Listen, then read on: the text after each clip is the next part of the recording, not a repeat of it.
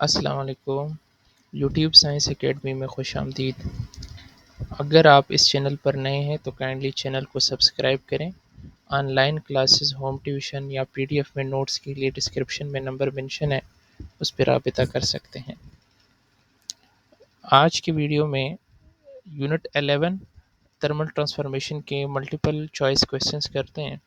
इसमें पहला जो है एमसीक्यूज़ हैं वो ये हैं कि गर्मियों के दिनों में जो मेटल के बने हुए ब्रिज हैं वो एक्सपेंड हो जाते हैं, तो उसकी जो एक्सपेंशन की वजह हैं वो क्या है।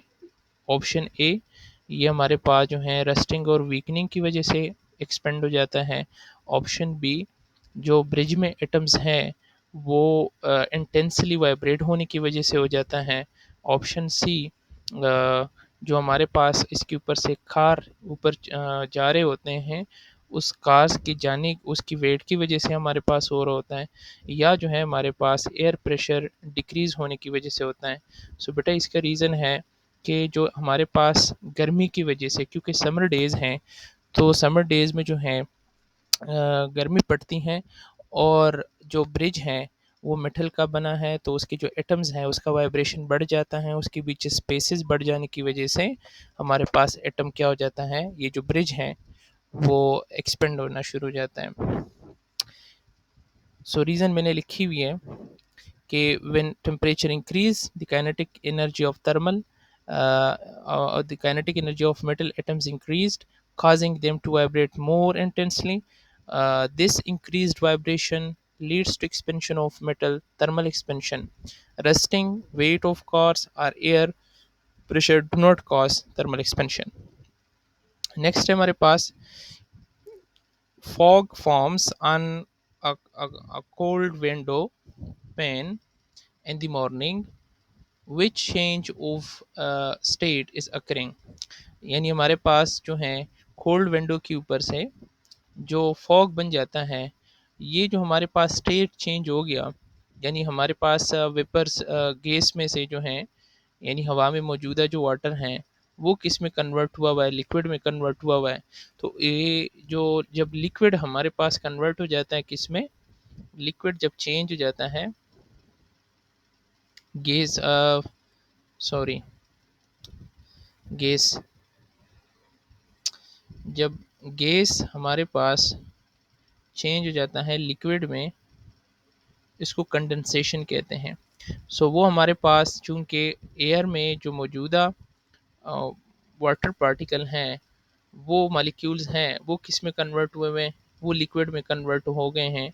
तो इस प्रोसेस का नाम कंडेंसेशन है, यानी वो कंडेंसेशन की वजह से हो गया। Fog form when water vapour in the air cools and changes into liquid droplet on the surface, which is condensation. Next है हमारे पास which process involve the change of state from gas to solid without passing through the liquid phase। यानी हमारे पास gas में से direct जो solid state में चला जाता है, उस प्रोसेस का नाम क्या है, या वो प्रोसेस जो है कौन सा होता है। तो उस प्रोसेस को डिपोजिशन कहते हैं। डिपोजिशन वो प्रोसेस है जो इसमें गैस डायरेक्ट किस में कन्वर्ट हो जाता है, लिक्विड में कन्वर्ट हो जाता है। नेक्स्ट है हमारे पास कि boiling boiling point of water is, तो उसने जो है बॉइलिंग पॉइंट ऑफ वाटर हमारे पास है 212 फ़ारेनहाइट है, 212 सेंटीग्रेड नहीं है। सेंटीग्रेड में जो बॉइलिंग पॉइंट होता है वो 100 की इक्वल होता है, और केल्विन में जो इक्वल होता है वो 373 की इक्वल होता है। तो यहाँ पे जो है केल्विन का 100 लिखा है, सेंटीग्रेड में 212 लिखा है। सेंटीग्रेड में 100 होना चाहिए था, तो केल्विन में जो है ये हमारे पास 373 होना चाहिए था। फ़ारेनहाइट में 212 होता है, तो फ़ारेनहाइट जो है इसका सही आंसर है। फ़ारेनहाइट इसका सही आंसर है, यानी हमारे पास 212 फ़ारेनहाइट इसका सही आंसर है। नेक्स्ट है हमारे पास कि जाउल पर केजी पर केल्विन, ये किस चीज़ का यूनिट है। तो जाउल पर केजी पर केल्विन जो है हमारे पास ये स्पेसिफिक हीट कैपेसिटी का यूनिट है। यहाँ पे आप देखें ना, ये फार्मूला लिखा हुआ है। फार्मूला क्या है, C is equal to del Q over M N to del T. तो इसका जो हमारे पास यूनिट है, C हमारे पास किस चीज़ की इक्वल है। जब भी आप यूनिट भूल जाते हो तो C is equal to formula लिख के आप यूनिट बना सकते हैं, Q divided by M del T. इसमें जो डेल क्यू है इसका यूनिट जॉउल है, मास का यूनिट केजी है, और चेंज इन टेम्परेचर का जो यूनिट है वो हमारे पास केल्विन है। सो इसका जो सही ऑप्शन है हमारे पास वो स्पेसिफिक हीट कैपेसिटी है। नेक्स्ट है हमारे पास evaporation takes place from. So evaporation जो है हमारे पास सरफेस में से होता है हमेशा, क्योंकि वो सराउंडिंग से जो हीट मिल रही होती हैं वो सरफेस के मॉलिक्यूल्स को मिलती हैं, और वहीं जो हमारे पास एटम है वो सबसे पहले सरफेस में से ही जो है वो एनर्जी मिल जाने के बाद वो सरफेस में से एस्केप कर जाते हैं। तो एवापोरेशन जो है हमारे पास किसी भी लिक्विड के इन सेंटर से नहीं बल्कि हमारे पास वो सरफेस में से हो रहा होता है। नेक्स्ट है हमारे पास की relation between linear and volume thermal expansion of solid is. So हमारे पास जो हमारे पास लीनियर थर्मल एक्सपेंशन जो है और वॉल्यूम एक्सपेंशन जो है, वॉल्यूम एक्सपेंशन से मतलब बीटा और लीनियर एक्सपेंशन से मतलब अल्फ़ा। सो बीटा जो है हमारे पास 3 टाइम अल्फ़ा की इक्वल होता है। सो अल्फ़ा किस चीज़ की इक्वल हो जाएगा, वो इक्वल हो जाएगा बीटा डिवाइडेड बाय 3 की इक्वल हो जाएगा, क्योंकि वॉल्यूम में आपके पास 3 डायमेंशनल होता है और जो हमारे पास है लीनियर थर्मल एक्सपेंशन है वो 1 डायमेंशन है। सो बीटा जो है हमारे पास 3 टाइम अल्फ़ा की इक्वल हो गया, तो अल्फ़ा जो है हमारे पास बीटा डिवाइडेड बाय 3 की इक्वल हो जाएगा। सो इसका जो करेक्ट ऑप्शन है वो हमारे पास सी है। नेक्स्ट है हमारे पास heat added to substance at a melting point is used to. तो जो मेल्टिंग पॉइंट पे हम हीट दे रहे होते हैं तो वो किस चीज़ के लिए इस्तेमाल किया जाता है, वो काइनेटिक एनर्जी इंक्रीज करने के लिए, काइनेटिक एनर्जी डिक्रीज करने के लिए, या जो है अट्रैक्शन जो है पार्टिकल्स के बीच बढ़ाने के लिए, या वो अट्रैक्शन कम करने के लिए। याद रखिएगा कि जो भी हीट किसी भी मटेरियल किसी भी सब्सटेंस के मेल्टिंग पॉइंट पे, ज़रूरी नहीं वाटर हो, हम यूजुअली जो है आसानी के लिए वाटर का ही जो है मेल्टिंग और बॉइलिंग पॉइंट समझाने के लिए आपको बताया जाता है। कोई किसी भी मटेरियल का जो मेल्टिंग या बॉइलिंग पॉइंट हो, उस मेल्टिंग या बॉइलिंग पॉइंट के ऊपर जब हम हीट दे रहे होते हैं तो उस वक़्त वो हीट टेम्परेचर हमारे पास नहीं बढ़ा पाता, बल्कि वो फ़ेज़ चेंज करता है। देखिए ना, जब हम हीट दे रहे होते हैं ना किसी सब्सटेंस को, फॉर एग्ज़ाम्पल ये मैं हीट दे रहा हूँ और हमारे पास इसमें पड़ा हुआ है आइस क्यूब। सो आइस क्यूब पड़ा पड़ा हुआ है और हमारे पास -30 टेम्परेचर है, 30 डिग्री सेंटीग्रेड टेम्परेचर है। अब वाटर का जो मेल्टिंग पॉइंट है वो 0 डिग्री सेंटीग्रेड है। तो ये हीट जो है अब हमारे पास ये टेम्परेचर बढ़ाएगा, और टेम्परेचर तब तक बढ़ाएगा जब तक ये टेम्परेचर ज़ीरो तक ना पहुंचा हो, क्योंकि ना ये -30 टेम्परेचर ज़ीरो से कम है, तो टेम्परेचर बढ़ रहा है, कहाँ तक पहुंचा, 0 डिग्री सेंटीग्रेड तक पहुंचा।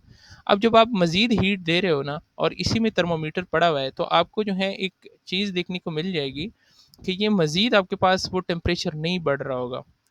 अब मज़ीद टेम्परेचर क्यों नहीं बढ़ रहा? क्योंकि अब ये जो हीट आप दे रहे हैं, ये हीट जो है टेम्परेचर नहीं बढ़ा रहा, ये जो है फ़ेज़ चेंज करने के लिए ये हीट यूज़ हो रहा है। यानी ये हीट जब एब्ज़ॉर्ब हो रहा है, तो ये पार्टिकल के बीच जो अट्रैक्टिव फ़ोर्सेस हैं, उसको वीक करने और उस बॉन्ड को वीक करने में यूटिलाइज़ हो रही है, ना कि उसके टेम्परेचर बढ़ाने के लिए।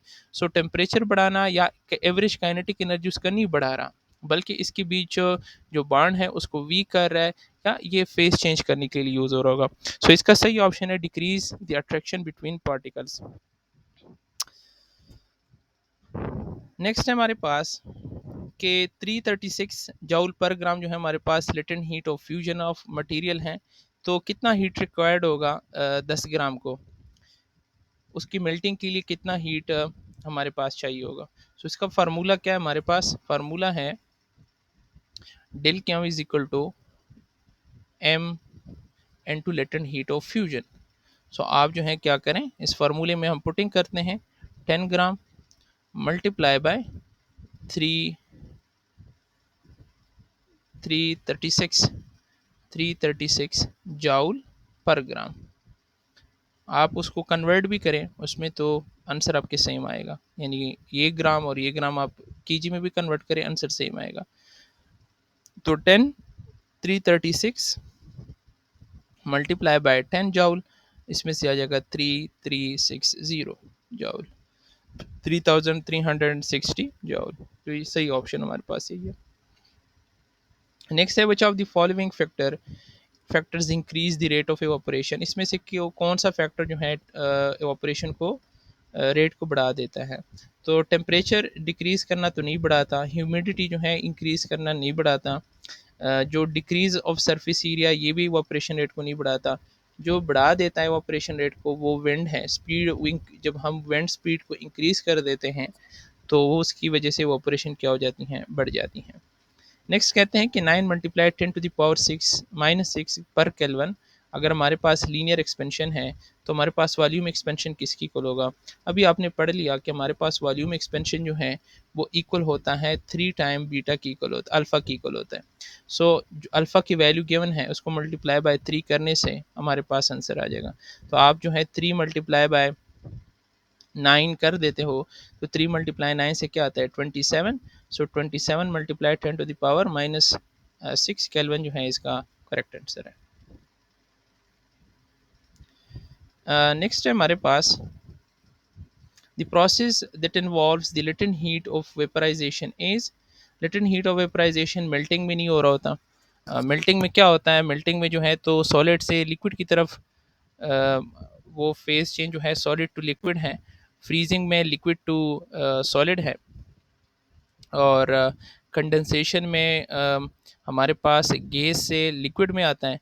तो एवापोरेशन जो है हमारे पास क्या है, एवापोरेशन सही ऑप्शन है, क्योंकि इसमें हमारे पास वेपराइजेशन यानी लिक्विड जो है वो गैस में कन्वर्ट होता है।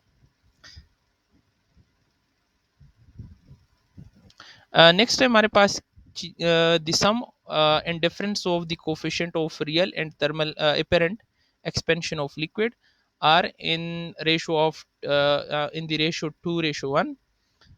The value of coefficient of real expansion and apparent expansion must be, यहाँ पे हमें कहते हैं कि अगर हम apparent expansion और real expansion दोनों को जमा करें, दोनों को एक दूसरे से सब्ट्रैक्ट करें और इसका रेशो करें, सही है, तो उसका रेशो इक्वल है 2:1 के। तो कहते हैं कि हमारे पास रियल एक्सपेंशन और अपेरेंट एक्सपेंशन की रेशो फिर किस चीज़ की इक्वल होगी। यहाँ पे हमें सम की रेशो और डिफरेंस की रेशो गिवन है, यानी रियल और अपेरेंट एक्सपेंशन दोनों का जमा करके और माइनस करके एक रेशो दी है। अपने आप में रियल एक्सपेंशन और अपेरेंट एक्सपेंशन की रेशो नहीं दी है, वो हमने कैलकुलेट करनी होगी। तो यहाँ पे मैंने लिखा हुआ है कि हमारे पास देखिए, अगर रियल एक्सपेंशन और अपेरेंट एक्सपेंशन को ऐड करके और फिर एक दूसरे सब्ट्रैक्ट करके जो रेशो है वो 2/1 की इक्वल है, क्योंकि ना रेशो 2:1 का मतलब क्या है, 2/1। क्रॉस मल्टीप्लिकेशन करें तो 1 इधर मल्टीप्लाई हो जाएगा, 1 जो है इधर मल्टीप्लाई होगा और 2 इसके साथ मल्टीप्लाई होगा। तो 1 मल्टीप्लाई होने से हमारे पास जो रियल एक्सपेंशन है और हमारे पास जो अपेरेंट एक्सपेंशन है ये इक्वल किस चीज़ की हो जाएगा, 2 time real expansion minus apparent expansion, ये मल्टीप्लाई हो जाएगा 2 दोनों के साथ, तो 2 दोनों के साथ मल्टीप्लाई हो गया। अब ये जो हमारे पास अपेरेंट एक्सपेंशन है इसको हम दूसरे साइड ले आएंगे। जब हम इसको दूसरे साइड ले आएंगे, जैसे कि यहाँ पे आपको नज़र आ भी रहे हैं, ये पहले हमने हमारा राइट साइड है तो हमने लेफ्ट साइड अपेरेंट एक्सपेंशन के साथ लिखा, यानी अपेरेंट एक्सपेंशन के साथ लिखें, अपेरेंट एक्सपेंशन के साथ लिख दिया, ठीक है। और रियल एक्सपेंशन जो है वो रियल के साथ लिख, देखिए यहाँ रियल और अपेरेंट है, यहाँ पे रियल और अपेरेंट है। अब मैंने जो है अपेरेंट के साथ लिख दिया और जो रियल है उसको रियल के साथ लिख दिया। 2 टाइम जो हमारे पास है apparent expansion plus apparent expansion से 3 टाइम आ जाएगा, और 2 माइनस 2 गेमा माइनस गेमा से क्या आ जाएगा आपके पास, यानी हमारे पास रियल एक्सपेंशन आ जाएगा। अब जो है हमने क्या मालूम करना है, रेशो जो है रियल एंड अपेरेंट का होना चाहिए। जब रेशो रियल टू अपेरेंट होगा तो यानी ए टू बी रेशो का क्या मतलब है, जब मैं कह देता हूँ ना रियल रेशो अपेरेंट होगा तो रियल ऊपर आएगा और अपेरेंट नीचे आना चाहिए, सही है। सो इसी वजह से ये अपेरेंट को मैं नीचे डिवाइड कर रहा हूँ और रियल को मैं ऊपर रख रहा हूँ, क्योंकि ना ये मालूम कर दी value of real expansion and apparent expansion मांग रहे हैं। सो रियल ओवर क्या हो गया, हमारे पास 3 टाइम जो अपेरेंट एक्सपेंशन है is equal to real expansion, ये अपेरेंट को नीचे डिवाइड कर देंगे, सही है। और ये 1 जो है ये 3 के नीचे डिवाइड हो जाएगा, सो हमारे पास 3/1 आ जाएगा। सो इसका जो करेक्ट आंसर है वो हमारे पास क्या है, वो 3:1 है। नेक्स्ट है हमारे पास, नेक्स्ट है, कहते हैं कि heat, latent heat refers to the energy absorbed or released by a substance during change of state but with no change in temperature. What does the latent mean in this context? तो देखें ना, वो ये असल में ये पूछ रहे हैं ना कि जो लेटेंट हीट हम दे रहे हैं, हीट एक ही बेटा हम दे रहे होते हैं, हीट एक ही होता है, लेकिन जब वो टेम्परेचर बढ़ाता है ना तो फिर उसी हीट का नाम हम स्पेसिफिक हीट रखते हैं, उसको स्पेसिफिक हीट कैपेसिटी या हीट कैपेसिटी का से रेफर किया जाता है उस हीट को। लेकिन जब वो हीट हम उसको दे रहे होते हैं, टेम्परेचर बढ़ाता है, स्पेसिफिक हीट है, तो एक मेल्टिंग और बॉइलिंग पॉइंट के ऊपर किसी भी सब्सटेंस को जो हीट मिल रही होती है, वो उसका टेम्परेचर नहीं बढ़ा पाता, बल्कि उसकी जगह उसकी फेस को चेंज करता है। तो ना आप अगर थोड़ा सोचें तो ये इस तरीके से लग रहा है कि अच्छा, जब हम हीट दे रहे हैं, टेम्परेचर नहीं बढ़ाता, तो वो जाता किधर है वो हीट? तो इसी वजह से इस कंटेक्स्ट को अगर बंदा सोचे तो ये हिडन की तरफ इशारा करता है, ये इसको हिडन हीट भी कहते हैं। सो ये इस कंटेक्स्ट में इसका मतलब बनता है हिडन हीट। सो इसका जो अब सही ऑप्शन है वो हमारे पास है हिडन हीट। उम्मीद करता हूँ आप लोगों को एमसीक्यूज की समझ आ चुकी होगी। अगर आप लोगों को कोई भी इससे मुतालिक कोई सवाल है, कमेंट सेक्शन में पूछ सकते हैं। वीडियो को देखने के लिए शुक्रिया।